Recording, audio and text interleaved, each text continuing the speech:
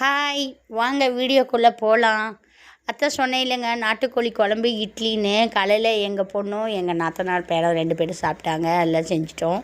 அப்புறமேட்டு மதியானம் என்னன்னு கேட்டிங்களா, எங்கள் பெரிய பொண்ணு அம்மா சில்லி சிக்கன் போட்டு ரசம் வச்சு சாப்பாடுமா அப்படின்னா. அப்புறம் அவளும் வேறு கேட்டாலேன்னு திருப்பி எங்கள் வீட்டுக்கார் போய் சிக்கன் வாங்கிட்டு வந்து எல்லாம் மசாலாலாம் அரைச்சி வச்சதெல்லாம் இருந்துச்சு. எல்லாம் கார்ன்ஃப்ளவர் மாவு, இந்த மசாலா, முட்டை, மஞ்சள், அப்புறம் உப்பு, இதெல்லாம் மசாலாலாம் போட்டு நல்லா ஊற வச்சு நல்லா ஒரு 3 மணி நேரம் ஊற வச்சேங்க நல்லா. அப்புறம் சாப்பாடு செஞ்சு ரசம் வச்சு அப்புறம் சில்லி சிக்கன் வறுத்து எல்லாம் சாப்பிட்டோங்க. காலையில் அந்த நாட்டுக்கோழி குழம்புக்கும் மதியானம் இந்த ரசத்துக்கும் நான் போட்ட சில்லி சிக்கனுக்கும் சொல்ல வார்த்தையே இல்லைங்க. நான் தான் செஞ்சேனான்னு ஆச்சரியமாக போயிடுச்சு. கடையில் கூட இப்படி செய்கிறாங்களா என்னன்னு தெரியல. அவ்வளோ டேஸ்ட்டாக சூப்பராக இருந்துச்சுமான்னு என் பொண்ணுங்க சொன்னாங்க. என் சின்ன பொண்ணு காலையில் வச்ச குழம்பு ஊற்றி சாப்பிட்டா.